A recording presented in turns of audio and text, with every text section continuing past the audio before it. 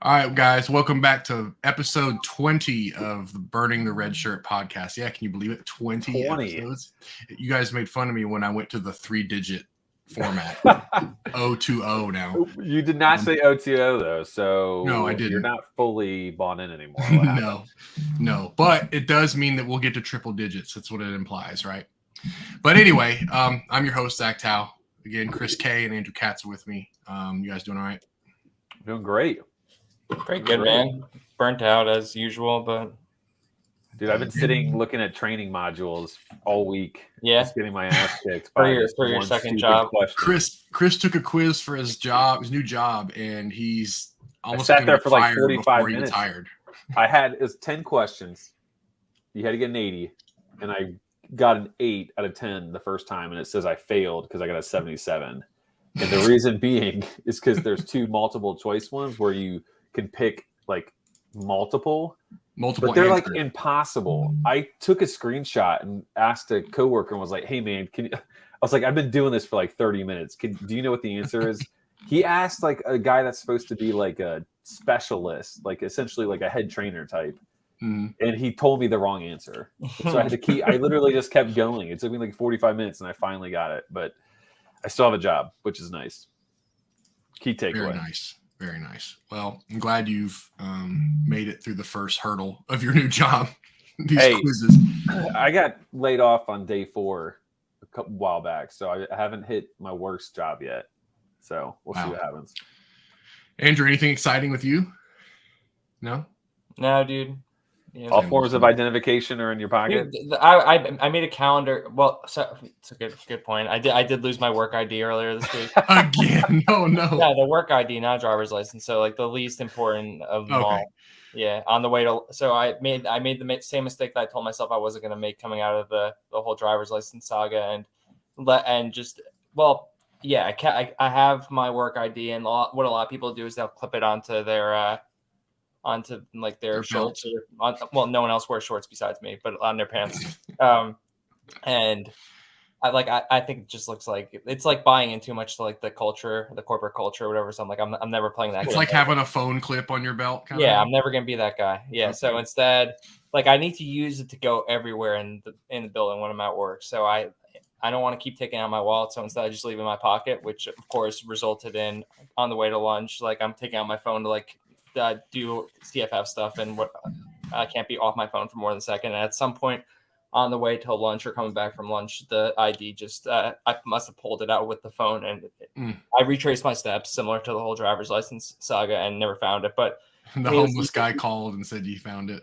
Yeah, right. I mean, it was easy following enough you around, like file a report to get a new one, and they just gave me a combination of like temp badges that kind of get me where I'm looking to go throughout the day. So do you have to? I got a notification that it's available for pickup, and of course it wasn't, but I'll get it tomorrow. You have to pay for replacement where you work. No, fuck no, dude. Do you? What's worse? Because this is what I did. I lost my phone today for a second too. The lanyard. I used to rock a lanyard with it in like a little plastic thing, and I would just go up to the door and like hit it. Is that worse than like the belt buckle loop in terms of buying in and how you look? Yeah. No, I think the belt buckle's worse. Like I used to wear a Mets lanyard with my keys in college, and like this was junior year. And I got so demoed one night that I fell over and like ripped a hole in a couch that from a house we were renting.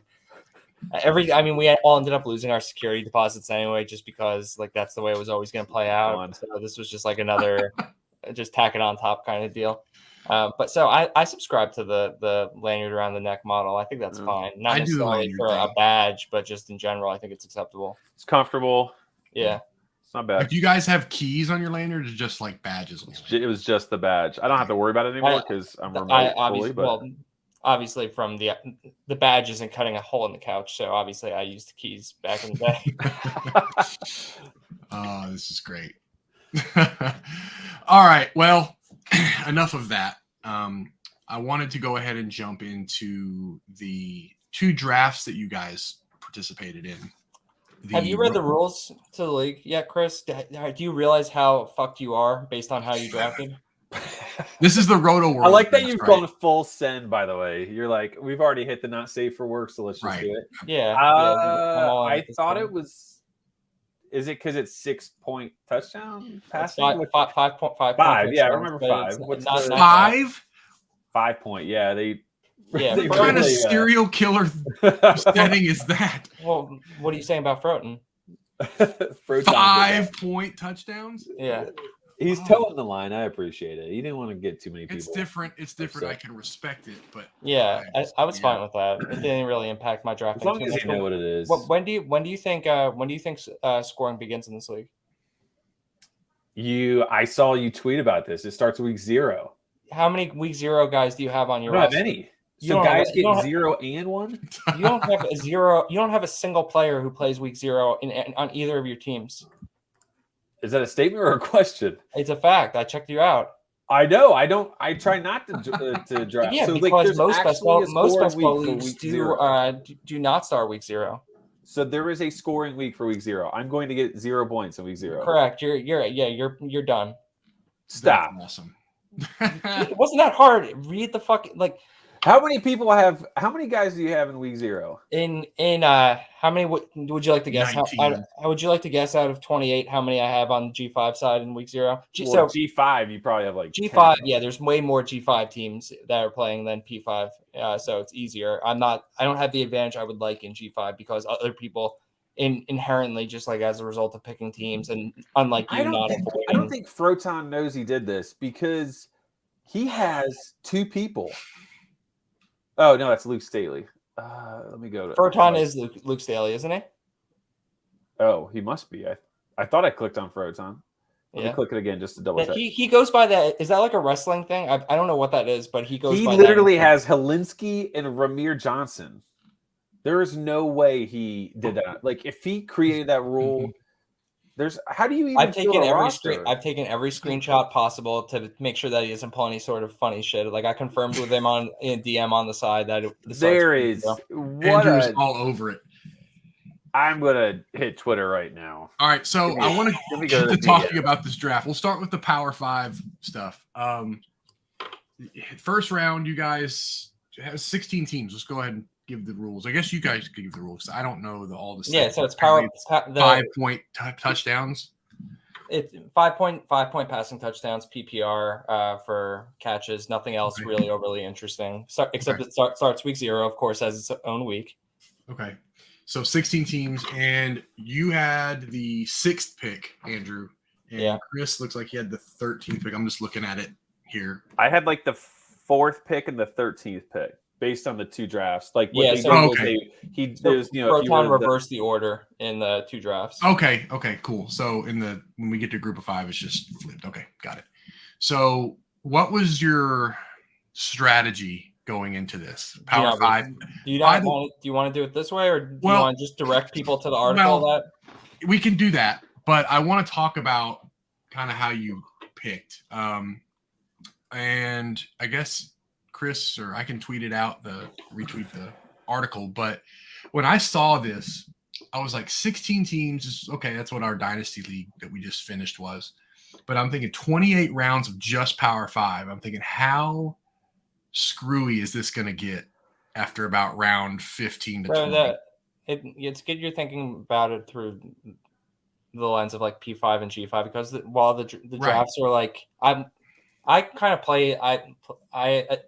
utilized the same strategy in some of my strategic maneuvers I utilized across both drafts. Others doesn't really make sense to, like targeting week 0, going running back early. Those were things that I generally wanted to do overall in both drafts. Wait on quarterback a little bit. I was like, okay, we can do that. But it's so funny doing it in real time. Like the depth in G5 relative to P5 is hilarious. There's nothing in G5.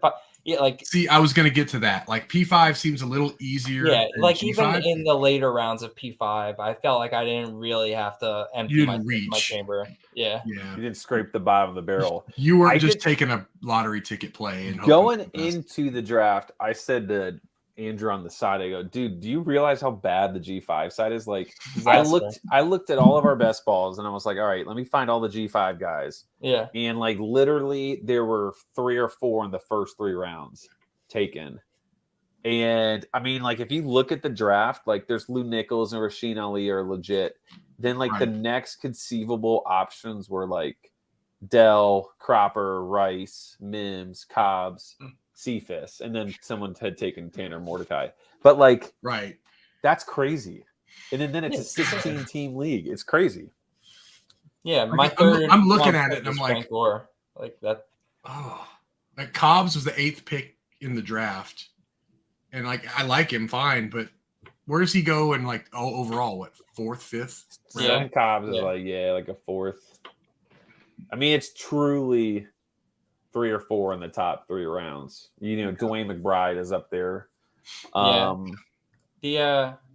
mean, most of the people in this draft, I think, have done it in previous years, which I always think that having experience in a format gives you such a decided advantage relative to everyone else. So I felt like, Chris, we were just like playing blind in terms of I don't know. You have your projections that you love to do so you don't actually think. But a thinking man, felt like I was at a disadvantage relative to everyone else who could probably adopt a strategy just based on what they've seen play out in previous years. How much do you think they actually like paid attention to it though? Like, it's probably they probably remembered it right after the fact, and then they're like, "Oh, he won because he had this and this," and right, you know. And then I will say this made me this draft brought me back to the 50-teamer. I know, I was thinking that too. And the thing that like really caught on for me was I said to myself, I wanted to just spread the picks around for the most part, but I did not want to get caught with my pants down when it came to quarterbacks or tight ends. And then, like, I thought your pick of Kuntz was like probably one of the best picks. The reason being is the drop off is so huge. It reminds me of Jalen Samuels at NC State back in the day. Yeah, and if you took him in that 50-teamer, I think I took him, and it shows you how bad I was at that league. You should have had a huge advantage, and I ended up not, but you should have had a huge advantage. You're talking about the Old Dominion tight end. He went 2nd round, and then the next tight end went in the 5th round. Josh Simon went in the 5th round, Ryan Jones in the 6th. Like, that's just gross. And there wasn't like tight ends were like, if you didn't grab one at that first one, it felt like you should just wait at that point. There was no reason to even grab one yet. Yeah. I'd have probably been the guy that waited to like the 12th round to even think about a tight end. That's what I essentially did. So on the quarterback front, P5 didn't feel so bad. Yeah. But the G5 again felt awful. Like they were just so – I took Frank Harris in the 2nd round. This, by the way, the Fantrax got really jacked up, and so a lot of these picks are off. Or not a lot, but some are off. But yeah, like I took Frank Harris because I was like, I'm not getting stuck with nobody. Yeah, that's a good quarterback though. I mean, I like him, pick. But I mean, 2nd pick that just feels bad. Yeah, but give context though. Like the 3 picks prior to him were Clayton Tune, Schlee, Daigie, and then you took Harris. So, like, what other options did you really have? I mean, I guess you could have waited and gone Millen, Cordero, but the 130th ranked quarterback. Why would you take him in that early? Is that Millen? Yeah. Yeah, that's probably another pod topic. Yeah. But let's go back. Let's rewind here and go back to the P5. So, like I said, Andrew had the 6th pick. You took Zach Charbonnet. Yeah. That seems not that's necessarily like really high, but any reason you went Charbonnet over Gibbs or Vaughn? Not especially. I've talked. You just like Charbonnet more. Yeah, we've talked before. Like I think there's pretty clearly like 8 top backs. I was picking between like 3 or 4 of them at that point, and I figured this is another opportunity to enhance my exposure to a guy that I already am trying to get as many times as I can. As well, just keep going all in. And then Chris come down to pick 13, took Jordan Addison. Yeah. Were you targeting receiver, or was it just kind of like, okay, he fell to me, I'm grabbing him? I was really hoping one of Gibbs or Vaughn would fall somehow, like, and just hope some crazy quarterback stuff happened. But I didn't really have, like, I knew at 13, I just knew who the top typical 15 to 20 picks are that I also agree with. And then it just came down to who was there. Like, I didn't come into it thinking Jordan Addison and then Miles Price. It just was like, at this point, I can't not. I know for me, Miles Price was the obvious choice because I'm not, like, I get Tavian Thomas and I do have enough of him. But I just didn't think it was worth going him over Miles Price. And then, you look at the guys afterwards and just felt the same way. The only other guy I would have considered maybe is like Hooker, just if I wanted to go quarterback. Yeah. So you ended up taking Price second round. Andrew took Michael Mayer right after Bowers went. Was that influenced by the Bowers pick? Probably. Okay. But I mean, I wanted to. All the other players that went, probably the 5-6 picks trailing, that were all the guys I actually wanted. And then I looked at the board and I was like, there's no one that interesting. So I'll just take Mayer. Would you have gone Bowers over Mayer if he was available? Probably not. You would have gone Mayer regardless? Yeah. What if Bowers didn't go at all? You would have gone Mayer there? No, I probably wanted to take in a tight end. It wouldn't have crossed my mind. Yeah. Oh, okay. It did influence the pick. Okay. Yeah. I said it in the article. I missed on Kuntz in the G5, so I was like, I'm getting a tight end early, and then I took Urasek, and it just didn't feel that great. Yeah, like 5 people said the same thing. I said the same thing as well. It's like, what the F, when all these good tight ends are going like rounds 10 through 14. Yeah, after the fact, I mean, yeah, Jaheim Bell is late, Marshawn Ford. Like, there's definitely an advantage to having Urasek over those guys like Latu and even like a Peyton Durham. But the problem is, you take a flex guy or a quarterback there, and there's just a bigger difference between them. Yeah. So go down to round 3, and apparently your third round pick isn't showing here, Chris, but Andrew takes Ibrahim there with the 6th pick in the 3rd round. Do you like that pick? Or not really? I didn't think you did, because I was looking at it, I was like, that seems he could be great. It seems higher than he's been going. I mean, everybody's going higher than they. Yeah. It's P5 format, but look at the running backs who come after him. Yeah. Like, who are the next 5 running backs? I don't know. It's blank for Chris, unless that's. I took Urasek. Oh. That's where I took the tight end. Like I said, Fantrax did funky stuff during this draft. So Froden was trying to pick up the pieces and put teams back together. So yeah. Okay, so you took Urasek in the 3rd round.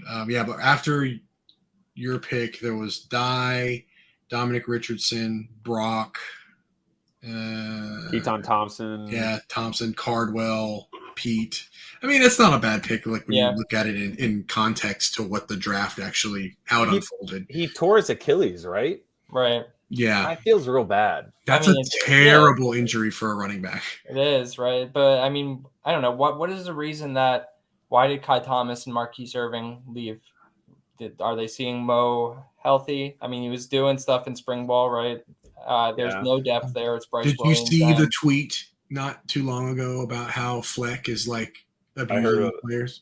I was just going to. Fleck is apparently like a real dick. Yeah. I mean, what have you ever seen him talk? What's new, right? Yeah. But no, like, there was like a public, like, one of the former players, like, now that I'm not a player anymore, I can speak out, kind of thing. But like, saying how he isn't the guy you guys think he is, blah blah blah blah. Have Adam on the show. Get his thoughts. I could. I guess I could do that. Yeah. Guest.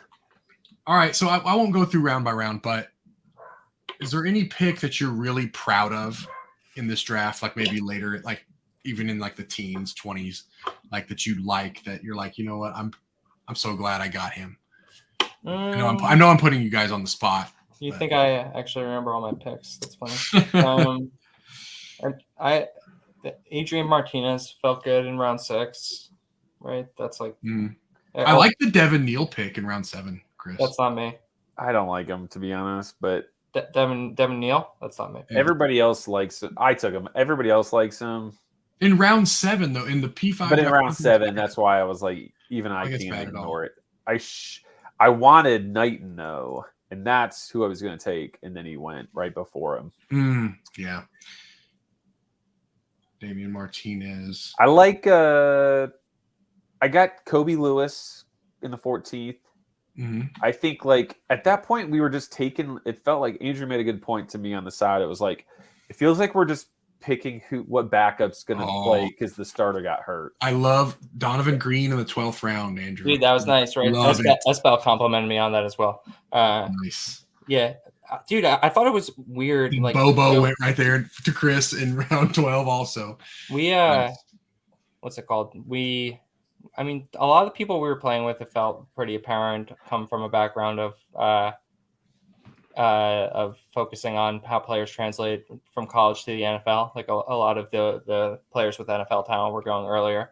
So it surprised me when I got that Arizona dude, McMillan, in the 26th round. Like, why is that guy available? He's going to start year 1.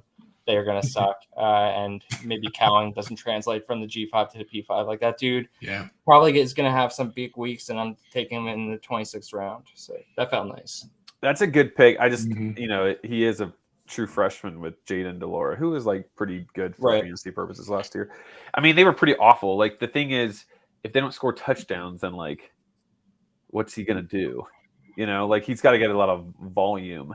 So how do you think this league actually? How do you think this league actually shapes up, though? Like in practice, week to week. One of the points that I tried to focus on is that floor feels ultra important in this because of how it's 16 teams across 65 teams, which is like it's so different than the best balls that we're doing now.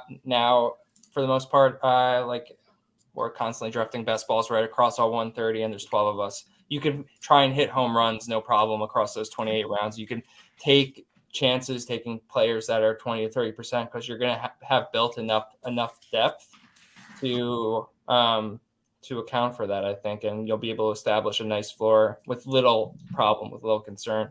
But in this format, it's tougher to establish that floor, I think, unless you're focusing on it. So when you just start taking backups, praying that people are going to get hurt and that's going to save your team, like, first of all, do some fucking research and actually try and figure out who's going to be a starter on a team instead of just trying to get lucky and handcuff someone else's starting running back, right? But when you lean into that strategy, you're just guaranteeing yourself zeros unless someone gets hurt, which in a format where, again, there's so many.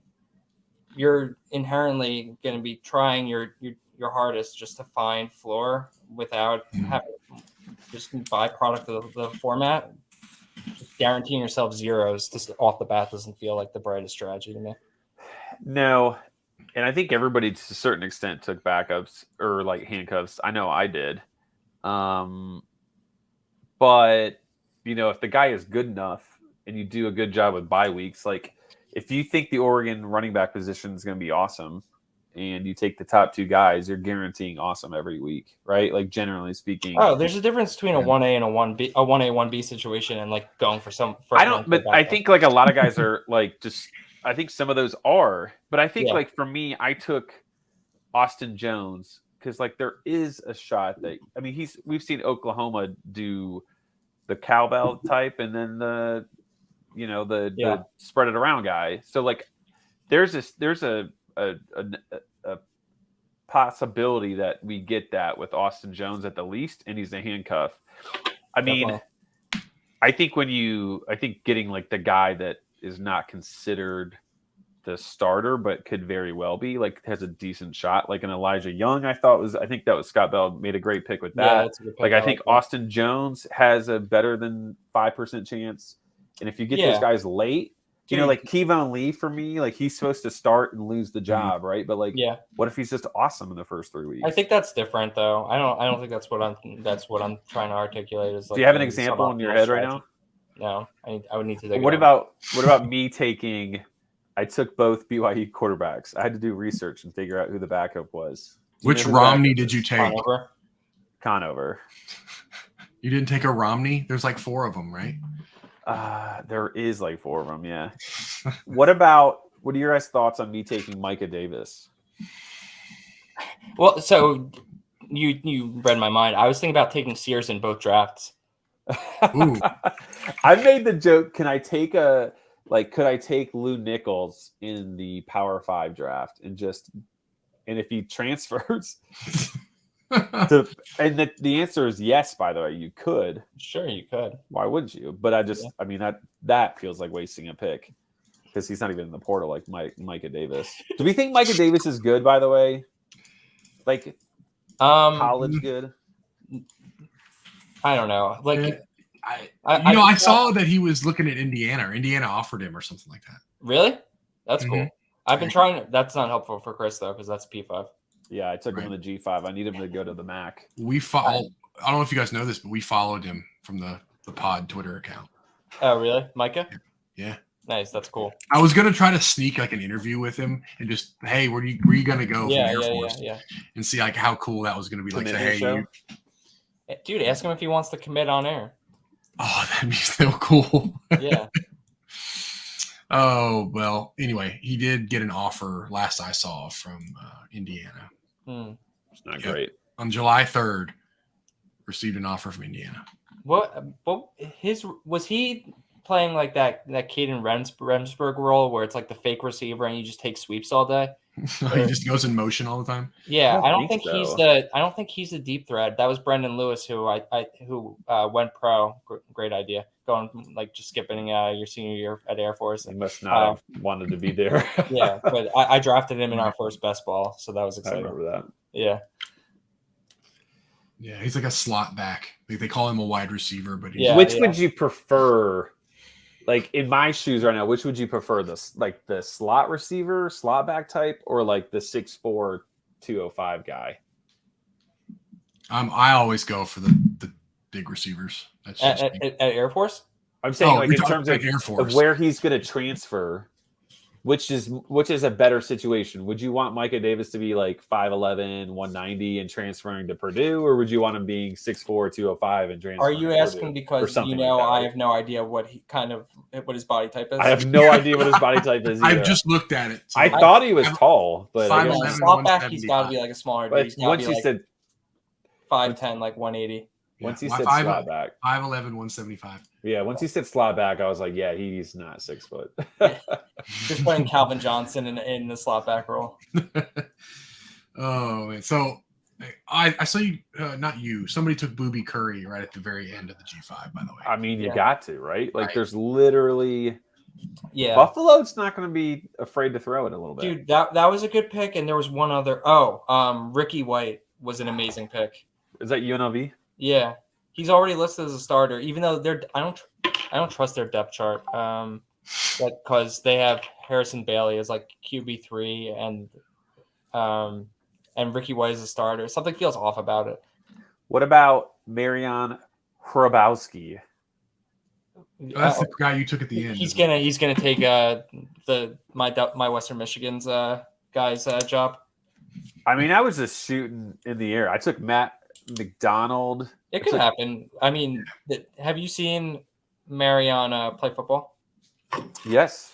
He made me so mad. He doesn't exactly – the forward pass doesn't come very naturally to him. Well, you don't take Hrabowski and Corey Crooms. I'll tell you that. Yeah. Did you? I don't think I did. Okay. Although I like Corey Crooms. Yeah. That could quickly change. I'm not exactly encouraged by Salopek or however you say his name. Like, I'm just praying the guy doesn't lose his job too quickly. One point I want to make before we move on. Mike Bainbridge had the best draft in G5. Can we go? Oh, gosh. So he's drafting guys to win the league in round. What round is this? 16. And you guys are taking guys that do shit for you. I commended his draft, so I don't disagree. He took Broussard. Ari Broussard went in the 16th round, and you guys are taking. Although I like Chris's tight end there.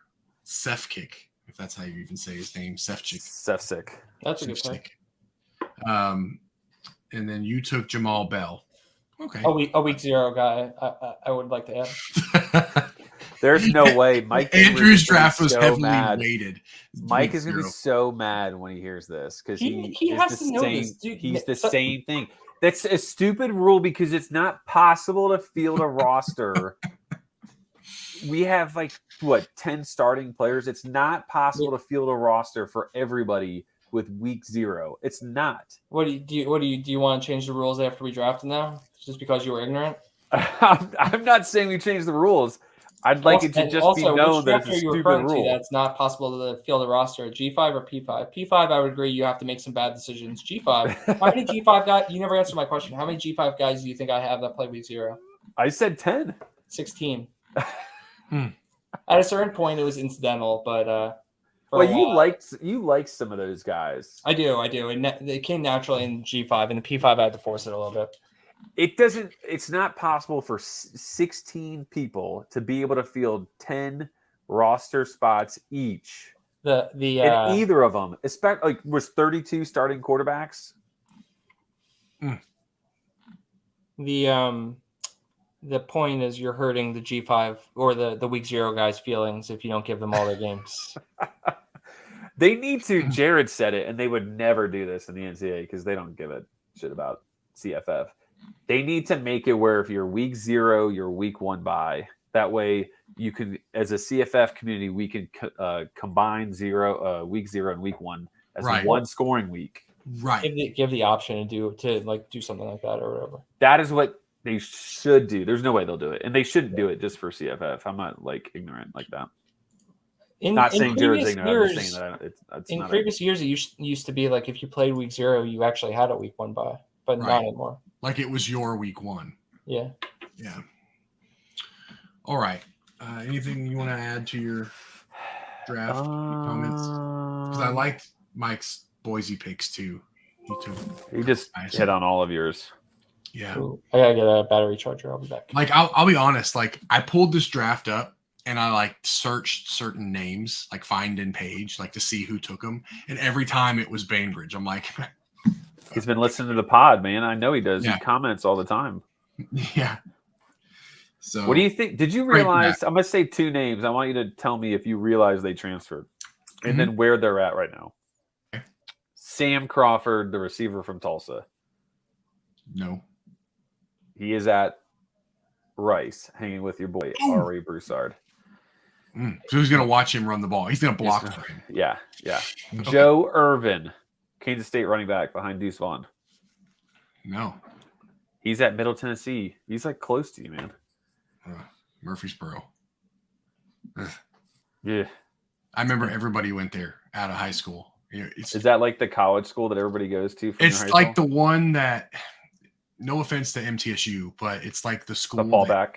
Yeah. You can't get into UT Knoxville, so you go to MTSU.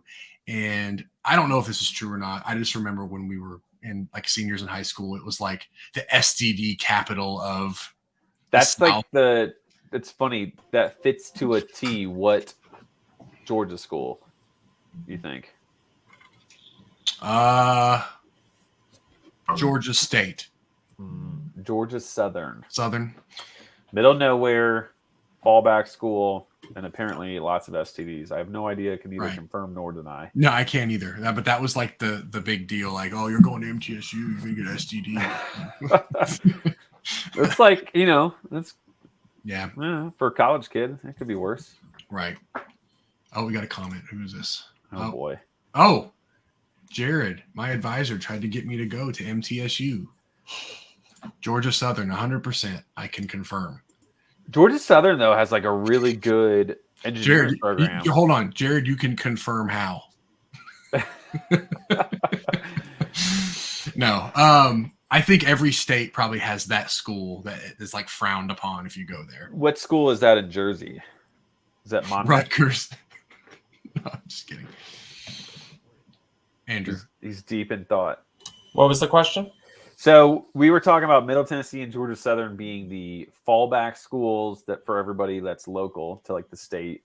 And then nobody actually sets out to go there, but then they can't.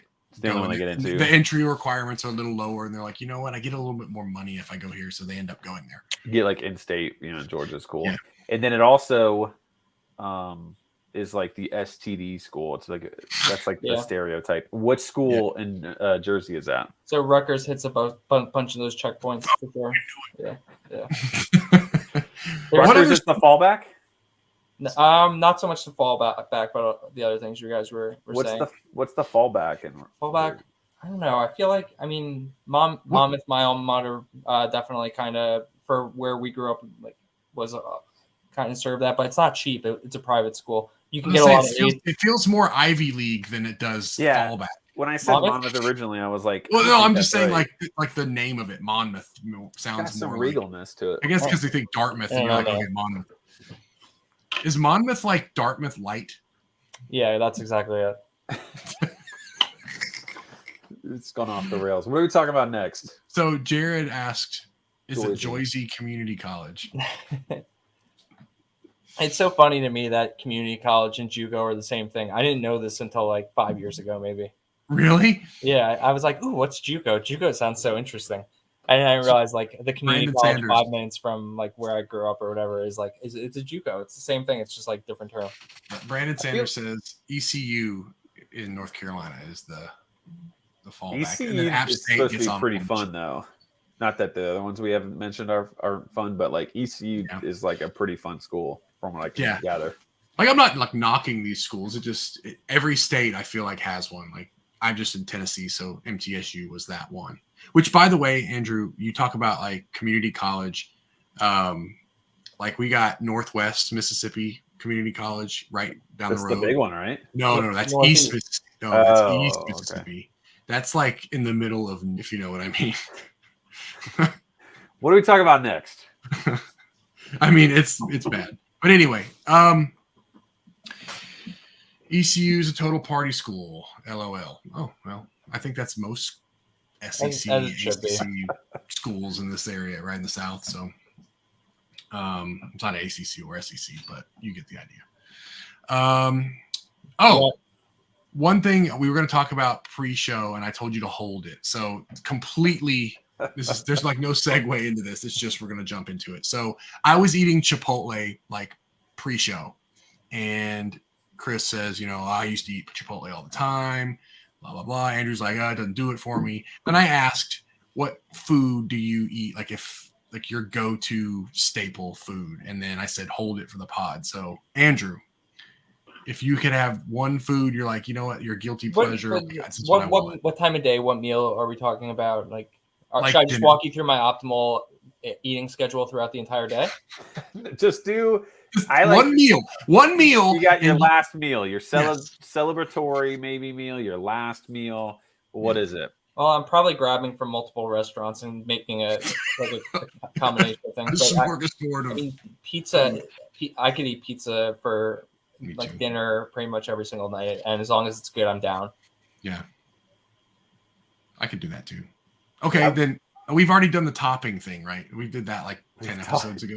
Yeah, we talked that. Yeah, I would like to add that I got E. coli from Chipotle, and I said, I hope you don't get Chipotle or E. coli from Chipotle. I don't do that anymore. That used to be like my go-to lunch move. Then it got me real good. I'm barbecue, so like if you do great ribs, you probably have great ribs around you. Yeah. I would do that in a heartbeat every single night. See, I've been here my whole life. Like barbecue's good. I really like it a lot, but it's one of those things that even as I live here, I don't eat it very often because it's too close. You just can't enjoy. It's like it. Memphis barbecue. Are you a big breakfast person or people or no? I like breakfast food.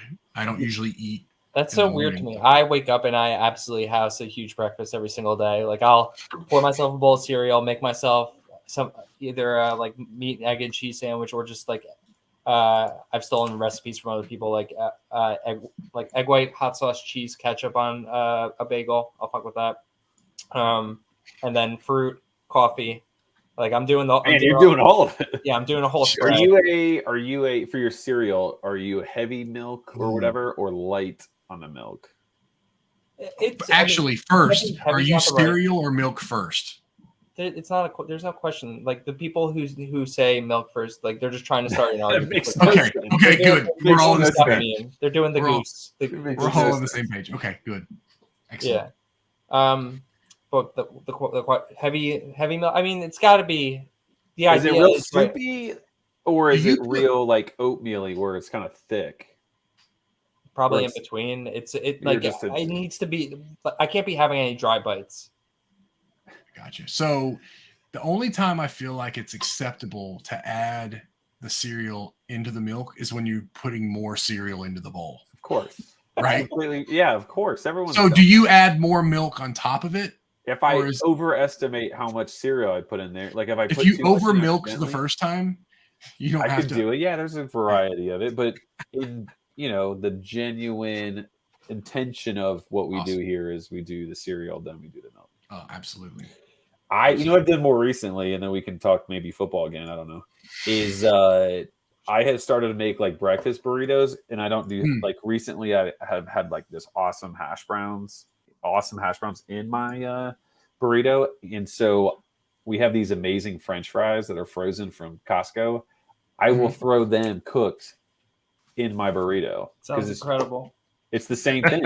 It's both potatoes. Dude, that's awesome. Amazing. I know it's good. I know it's like legal because my wife didn't like smack me when I told her I did it. So I'm intimidated by the idea of breakfast burritos because I'm like the idea of folding it and doing it correctly in a way that's actually going to be appetizing and visually appealing is like I know I'm not going to get there and it's going to be a ruined experience. So I don't even bother attempting. Yeah. All right. Well, we'll move off the food topic and get back to football. So I want to just go ahead and jump into our win totals. Yeah, let's do it. Series. And I already picked one out. I was thinking about it today. I don't know really why. I must have seen something and it made me think, Michigan State? Yes. Michigan State. And saw this coming.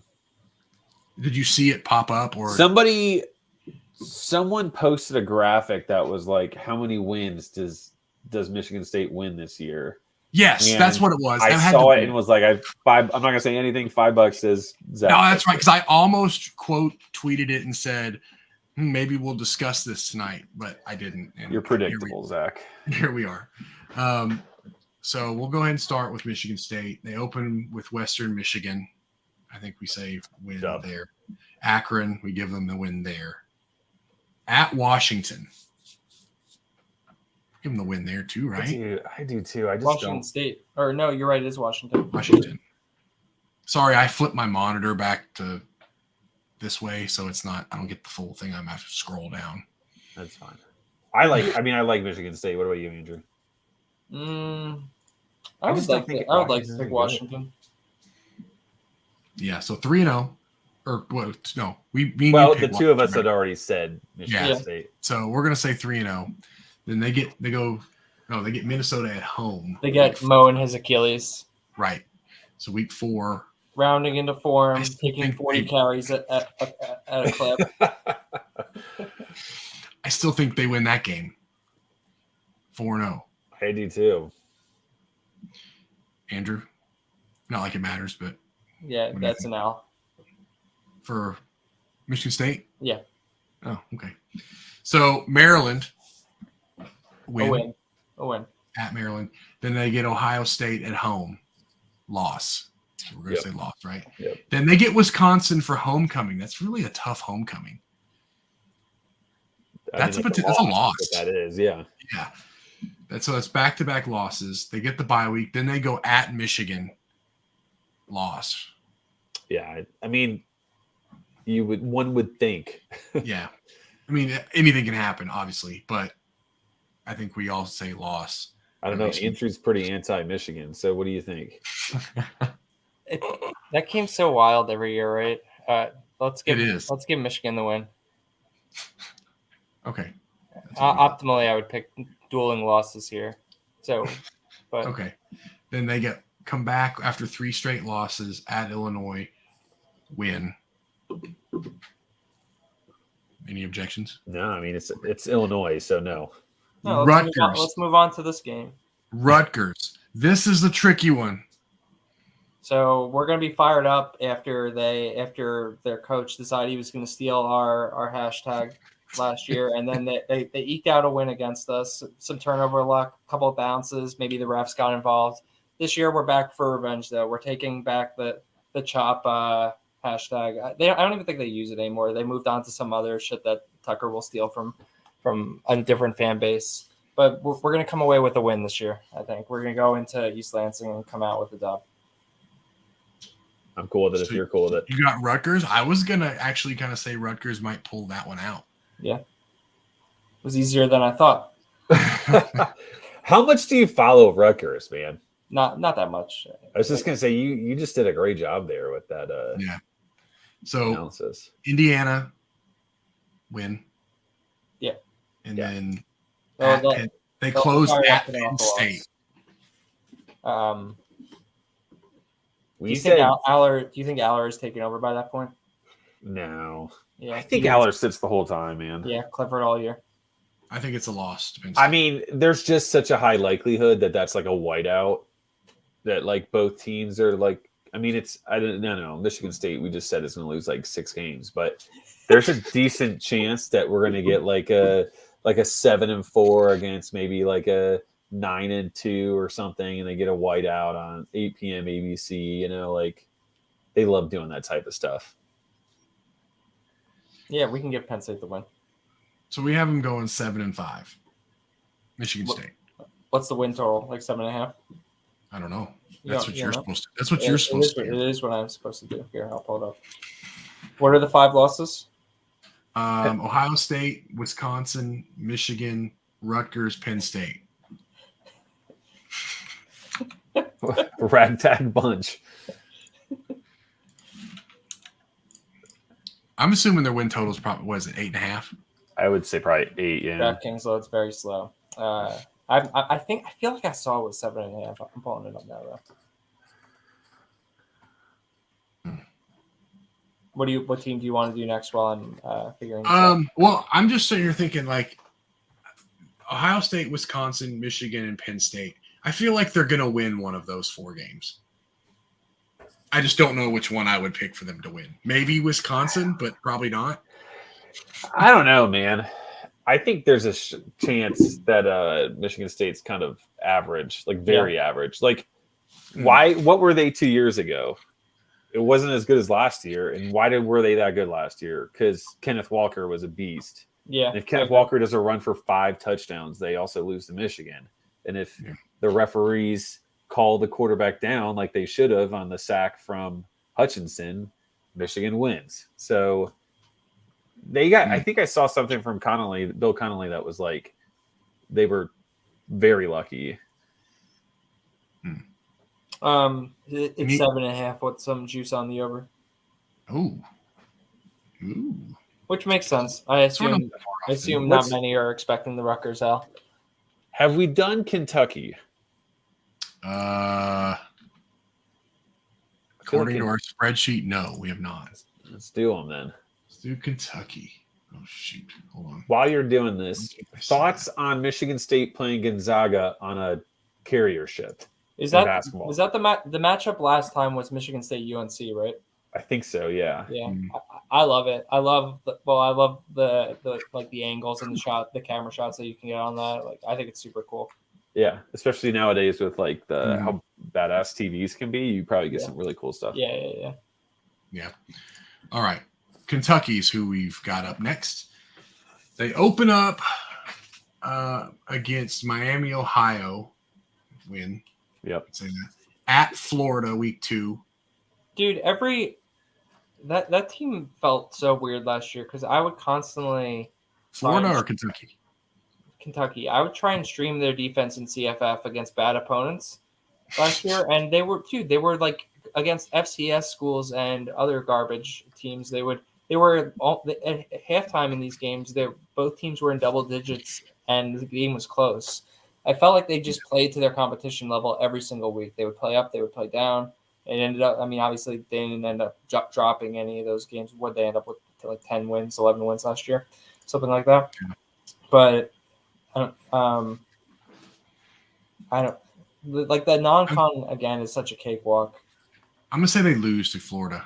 I would agree with that. Yeah, I mean, I don't think Florida's all that great, but right, I just can't get on board with week 2 at Florida in the swamp. Like, I don't think they're gonna go in there and beat them. Although Levis might show you what he's worth. 15th round value. Right. All right. Then they go week 3, Youngstown State, win. Northern Illinois, week 4, win. At Ole Miss, loss. Yeah. I like Ole Miss on the road for sure. Where is Christopher Rodriguez playing these games, or what's going to happen there?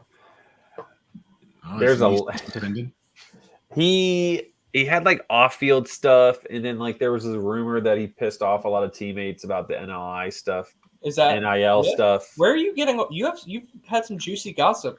Yeah, so I read something. I don't know where it was. Maybe it was on Discord, and you missed it accidentally or something. But basically, it was like he had signed an NIL deal with somebody that incorporated his teammates, and he skipped out on all of them. And so the company was pissed at him. His teammates were pissed at him because he didn't do any of the stuff he was supposed to. And because of it, like I read it was like the team doesn't care about the actual legal stuff.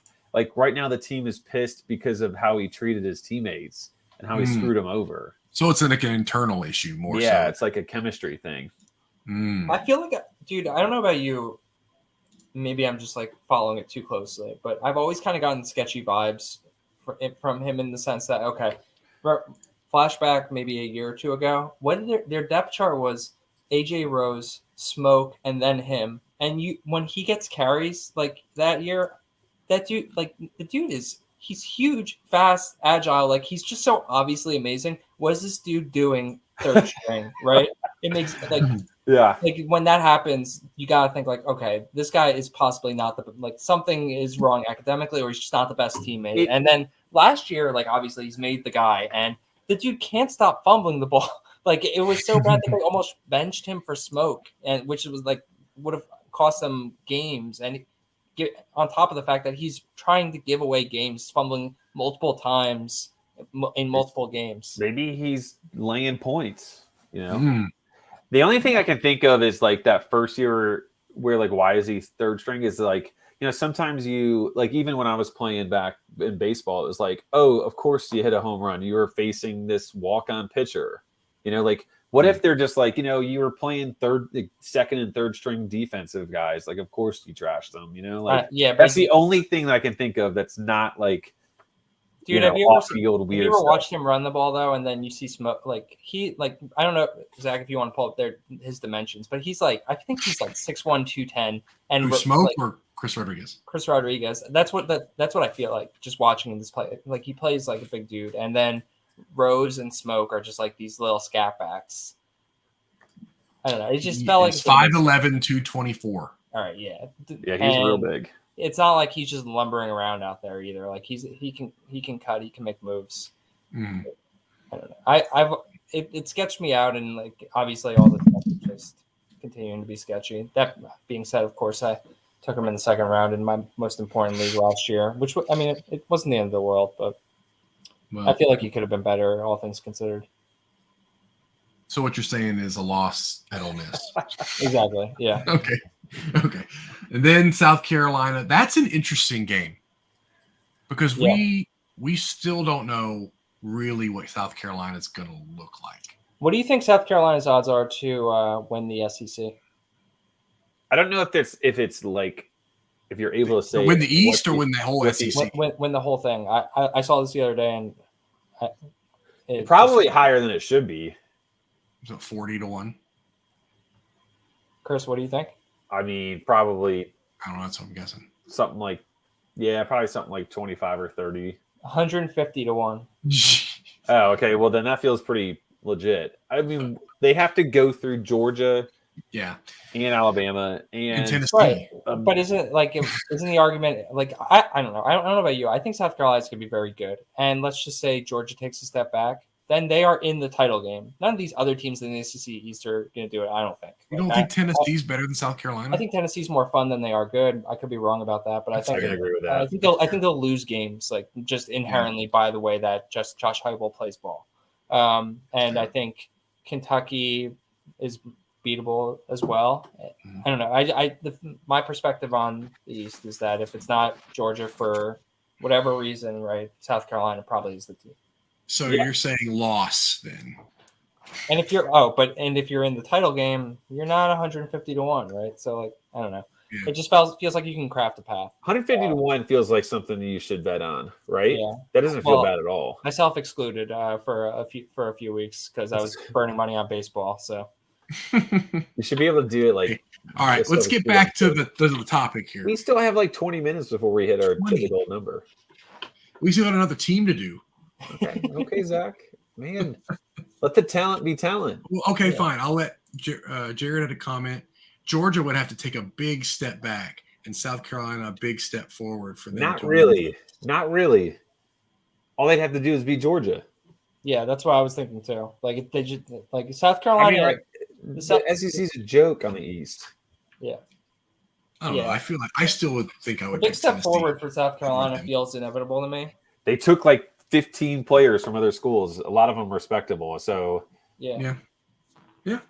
I don't think it's going to happen by any means, but I definitely agree. I thought your original question was going to be like, who would have like the second odds to win the SEC East? And I would have said, I probably would have said South Carolina or Tennessee. I like Shane Beamer. I think they got a good thing going. Yeah. So surprising that you're down with the Beamer. Shocking. So loss then. Loss. Yeah, I agree. Mississippi State for homecoming. I like Kentucky here. They're going to control the game. Yeah. Okay. They're not going to make mistakes. Win. Then they get the bye week. Then they go at Tennessee off the bye week. I like Tennessee. I mean, I don't think your point is wrong. I 100% agree. They're going to be more fun than good. That's the perfect. That might be the perfect way to encapsulate Tennessee. Like I keep thinking about Tennessee. Like, man, they're going to be fun to watch. They're going to be really cool fantasy wise. But then, like, how many games are they actually going to win? Like when I actually sit and think about it, Andrew makes a really good point there. There are going to be a ton of shootouts, right? So, like, invariably, not all of them are going to go your way. Right. All right. So lost to Tennessee, then at Mizzou, win, and then Vandy win, then Georgia loss. Unless we think this is like the dream scenario, Georgia's like no. All right, so lost to Georgia, and then Louisville at the end. I think they own Louisville recently, don't they? Dude, do you remember what happened when they played last year? Levis won everyone their championship. Was this where your Conley guy came in, or not? Conley? You know what I'm talking about. Evan Conley, Evan Conley, I love him. Yeah, okay. He got a little bit of run that game, I think, because Will Levis ran for 5 touchdowns. 4 touchdowns, 113 yards and 4 touchdowns. Nice. On ESPN, they on the schedule they show you like who led the team in rushing, passing, and receiving. Yeah. The numbers are comical. Like against Florida, they had the high was 87 passing yards. Rodriguez was 99 rushing yards, and Robinson was 65 receiving yards. 60 receiving yards. 65 receiving. Like that's comical, and they won. Right. Yeah. So they're gonna beat Louisville, is what you're saying. Malik Cunningham's not gonna do a whole lot. You're saying. I would lean win. I think they just are. Yeah, they have a good pedigree of beating them. So recently, Andrew, while I count this up, you tell me what they're. I know it. Do you want to? Do you want to? So we got them winning 1, 2, 3, 4, 5, 6, 7 games. Yep. Losses to Ole Miss. Losses to Florida. Okay. Ole Miss, South Carolina, Tennessee, Georgia. Yeah, the over/under's 8. That's what I would have guessed. So Kentucky is 7. It's a tough schedule, and they play a cakewalk non-conference. It's crazy. Yeah, they got some tough West opponents. Like, Ole Miss is rough. Anytime you play Georgia, it's rough. I think it is a cake schedule, but Louisville's not the easiest. So that's like anytime you have a non-conference rival, it makes your non-conference schedule like 3 awful teams and 1 like typically pretty decent to good team. It feels like. All right. I've already pulled up the third and the final team. I would love to say 12-0, dude, but I'm familiar with what this schedule does, and it's not Rutgers this year. I didn't see the Rutgers at the top. It was covered, and I was like, it'll take me 10 minutes to figure out what schedule this is. All right. At Boston College to open. Seems like a pretty tough opener. Not impossible though. No, it's not impossible. I'm just saying it's not Wagner in week 2. Mm. I need to figure out what I think about Rutgers before I start this. I need to think what Who is it? Gavin Wimsatt at quarterback? Is he the guy? So people are acting like it is, but I feel like Vedral starts the season. I was reading something because I was thinking about Wimsatt in the P5 draft, and it was like they fully plan on using. It sounded like they fully plan on using 3 quarterbacks: Vedral, Wimsatt, and then was it Johnny Langan, number 22 or whatever, the tight end. Every time I read more previews about college football, I have less faith than anything that's being reported at this stage in the game.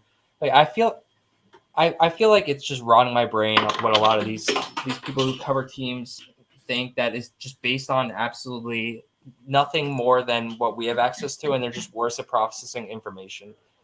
Langan's not going to play quarterback. He's just going to be like the Wildcat.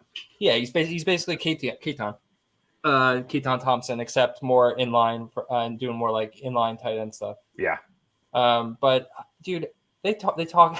I think that everyone wants Gavin Wimsatt to be the guy, but do you remember his backstory? He's the dude who was a good solid 4-star from Kentucky and reclassified last year to get an NIL deal and start making money, and just showed up at Rutgers in the middle of the season and started working with the program. So you're saying big jump in year 2? So he they gave him some snaps in the bowl game. It was just a total disaster. He looked awful. He looked real bad. Yeah. So the idea that he's just gonna just come in and take the job, not that Vedral's anything special, and Vedral, of course, he's gonna get hurt. It's gonna happen. And after he gets hurt, he's gonna get worse every single game when they keep trying to play him. So not just the schedule enough makes things set up to be terribly, but just the likely direction that the quarterback room takes as the season progresses also probably isn't overly hopeful. I think that Vedral will probably get 80% of the QB snaps week 1. At least. I would say that it feels right early. Yeah. He is not good. Looking at his game log. I mean, I don't think Wimsatt's any good either, though, right? So do you think there's a shot that they go Wimsatt because he's the young guy? I think that if they do that, they light week 1 on fire. How some schools just sacrifice a week just to figure It's out. not even sacrificing a week.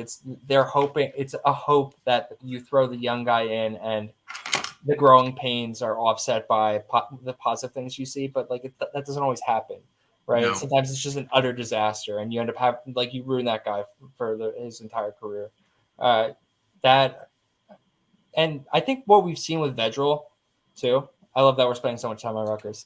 What we've seen with Vedral is he's now played 2 seasons at Rutgers. I believe his first game at Rutgers, they beat the hell out of Michigan State week 1 of the COVID year by 30 points. It was great. First game back for Schiano. But he's been good, or at least acceptable at the beginning of years. But that dude is not from a height, weight, whatever perspective. That dude is not cut to take the kind of hits that you're going to take as a P5 quarterback on a team that is still trying to build that foundational base on the O-line and stuff like that. So he gets hurt every single year, gets worn down every single year. We keep playing him because we don't really have any other options. And he just plays worse as the season goes on because he takes an absolute beating. So in 2 seasons, he has 16 touchdowns to 15 interceptions. Could be worse. Could be worse. You're right. Could be a little better, I think. Could be a little better. But maybe this is it. Maybe this is the year he puts 17 touchdowns on the board this season alone. It'd be nice, right? So back to the original question. At Boston College, week 1. I like Boston College. I think I do too. They got the old guy Jerko. Yeah, I think it's fine. You can give Boston College a win. Safe. Makes sense. Because they're going to come back week 2 and get a win. So I think it's It's okay that they lose. Yeah. Anybody buying the Zay Flowers like a comeback season hype? It's taking a lot to not start buying him. He's getting crazy. I see people talking about him in like 5th, 6th, 7th rounds, and at that point, I'm like, dude, the coaches are like saying every positive thing you could possibly say about the guy. Like you couldn't possibly want anything more to be said than what is being said. So you think he's gonna get benched week 2? I hope so. I haven't drafted him. I haven't drafted him anywhere. Yeah. Yeah, I think like the place he's getting drafted, there's so many options that you'd rather take the chance on if you're going to take a guy there. Yeah, I just don't think they're going to score enough either. That's kind of the thing. Like his offense is going to limit him, even though he's a really good player. It's you like more opportunity for a guy than what he's going to get. Yeah, you'd have to have a crazy touchdown rate to really have an awesome season. Jared says he's going round 7 in June. It's too rich. Flowers. Yeah. So back to the thing. So Wagner, week 2 win. At Temple, win. Yep. Now we 2-1. We out here just living life, licking our chops. But they could smell a bowl game already. They're 2-1. All right. Then they get Iowa at home. Ooh. This is like where like the whole Iowa has like 4 interceptions for 4 touchdowns things happened. Yeah, exactly. Yeah. They win 28-7, and it's all from their defense. Yeah. 14 total yards of offense. You know we always play Ohio State tight. Yeah, but that's not like tight for the first half this year. Yeah. Every year we put up like good points against them. All and, right. like, cover so now they're 2-3 after Ohio State. This is the tough one here. To Iowa and then Ohio State. Nebraska. Yeah, they get them at home. It's a night game in Piscataway. Yeah. Has Scott Frost ever been to Piscataway at night? It's an atmosphere. I think they win. Yeah, let's do it. I think they beat Nebraska. I'm fine with it. I think they beat Nebraska. Then they have a bye week. Bye. They got to beat Indiana for homecoming off the bye. Legit think that's a win. Another win. Yeah. Then this is where it gets a little dicey. At Minnesota, Michigan, at Michigan State, and then then Penn State. 4 weeks in a row. Did I get you guys to agree? I did. I got you to agree with me on the Michigan State game. It's nice. That's the same episode too, so we can't even even act like we don't. I say loss, win, loss. I think they win 1 of the next 5. And I think they lose. I think they lose to Maryland. They're beating Maryland. I don't know, man. I think again, Maryland. Bill Connolly put out something today or yesterday or the day before, or something about how Maryland crushes awful teams and gets pummeled by good teams. Hold on. What bucket are you putting Rutgers in? Right. What do you think? And Chris, Maryland's putting 3 wide receivers in the NFL. Remember? This is Rutgers will be playing for. Will they be playing for a bowl game that week? Okay. Well, let's back up. There's 1 win, 2 wins, 3 wins, 4 wins. If they beat Michigan State, it's 5. So the answer is yes. Well, that changes things. So it's a win. Bowl game on the line, 6-6. They dropped Talia on his back. Jared says Maryland will lose. It's outside of crab season. Now, that's the second time I've heard him bring that theory into play. I was on the pod with him, on his pod, and what is the theory? Like during crab season, like I guess they're like hyped up and like good. That's funny. I don't know. I'm gonna type in Maryland crab season and see what well, I know it's a big deal up there. I never really related it to like their football team being good. But I mean, I'll take whatever theory you guys have. But it is like I've heard Jared talk about the crab thing a couple times. So they're 5 wins going at Maryland to win their 6th game.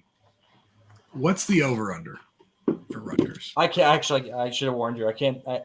I mean, I'm sure we can search around for it because it's Jersey. I can't view Jersey teams. You can't even view it. Not on like DraftKings and FanDuel. I'm sure like I could like Google just and pull up like an all 130 thing, but like usually what I do is I just go to DraftKings and figure it out from there. What do you think it is? 4.5. It is 4.5. Yeah, I was just gonna say maybe 5. So we have them at 5, teetering on 6 for that last game. What are we picking? They're going bowling. So And, it's we're not using that academic score thing to get there this year like we did. They're not going to get in on the technicality. Yeah, we're doing it for real this year. Like there's a tie between like 15 teams and only like 6 of them can get in. Right. Yeah. They're beating Maryland 6-6. Good year 3 for Shiano. And we made sure that we stayed consistent on the Michigan State game. That's important. That was where we messed up. We should have waited to do Rutgers another week. Give them the loss there. Oh man. Oh, that's all 3 teams. How many teams have we done now? Just let me see. I'm gonna count it. Like 40. Andrew, while we're counting here, how many points does your team need to score for you to have like a very specific advantage in week 0? Are you trying to use this against me in your conversation with Froten? No, not at all.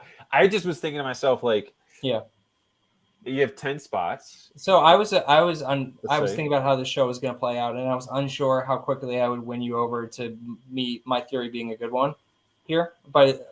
And I was planning on just playing out scenarios with you in terms of, okay, like comparable teams or like one team slightly better than the other. Team has a lot of week 0 points. What kind of impact does that actually make? I think it has a big impact. Huge impact. Yeah. Yeah, it's insane. But I don't know. I mean, like I might have 200 more points than you. And I'd have to make it 200. Yeah. And I wonder if I can find last year a league. I can probably do it real quick. Yeah.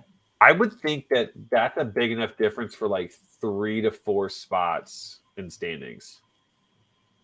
Yeah, I was trying to think about that too. Like, what do the standings for this look like at the end of the year? I have no idea. I assume like there's probably some wild differences because of, again, how like the floor probably just falls out on some of these teams.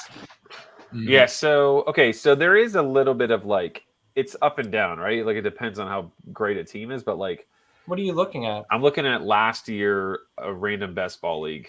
Okay. So first place was 3,600. Second place was 3,400. Then third, fourth, and fifth had 40-point difference. Yeah. And then sixth place was like another 100 down. So like you could easily go from third to second because of it, or sixth to third. Yeah.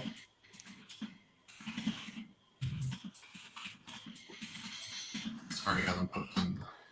Oh man, I can't wait to hear what Mike has to say about this. Dude, I think you're the only one who this is like an epiphany for. There's no way. Why would guys not take anybody in week 0 then? Most of us at least took some week 0 guys. There were only a few. There's no. Mike has 0 in one of these. Mike has 0. Mike has 0. That's Scott Bell has. SBell got a bunch of them in one of the leagues. I think in the G5 he has the second most. He looked through all the rosters. That's awesome. Oh yeah. How much of an advantage are you going to have, Andrew? If you like just really, I don't know. It's impossible to say. It's going to be about 200 points on people like myself. But in the G5, everyone's got some except Chris, basically. In the P5, I have the most, but the second most team. This team with the second most guys that playing week 0 has like 2 or 3 guys less than me, I think. And there's a few teams that are in that neighborhood as well. Gotcha. Here's a good question. Someone just brought up Hawaii. Hawaii plays 13, right? So does Western Kentucky. Because they play each other. Yeah, the Hawaii rule where if you play a non-conference game at Hawaii, you can schedule an extra game. Some teams don't do it. Vanderbilt didn't do it. They go to Hawaii this year. If you were Vanderbilt, would you do it? Absolutely. All right. Well, I'm gonna go ahead and promote. I got Mike Wright specifically for that game, though. Oh man, I wonder if I took anybody. All right. While you guys are talking about that, I'm gonna promote the pod. You have 0 across both. No, I was thinking about Western Kentucky. All right, guys, I need you guys to follow the BTR Pod Twitter account at BTR_pod. Our YouTube channel is Burning the Red Shirt. Obviously, if you haven't followed it, if you're watching it now, you obviously have clicked on that link. So no reason not to subscribe to that. We also have a new Instagram page. It's the same BTR_pod. I haven't done much on it yet. But if you want to follow us, you can do it there. Then obviously this is just the video version, but the audio will be available on Apple Podcasts and Spotify either later tonight or possibly tomorrow, but it will be up. And leave us a review if you haven't already. I prefer it to be a positive review. So if it's negative, then it is what it is, but we prefer positive reviews. And we're going to get at least one stick to football. And to be honest, maybe it's warranted today. Maybe. So, but we're different. We're a little different than just the number crunching pod people. So something different. Anyway, guys, thanks for watching / listening. Jared's leaving a review as we speak. Oh boy, Andrew, I have Taquan Roberson. Ooh, nice. So I got a quarterback, baby. There you go. Does he show up as on UConn's roster yet? I feel like I didn't see any minutes associated with your team. Like Fantrax may not have ported him over yet to UConn. Maybe not. Yeah, I just looked it up. I just looked. He's got a little thing link there. So all right. Well, so that's it for today. You guys can continue your talk after this, but until next time, see you guys later.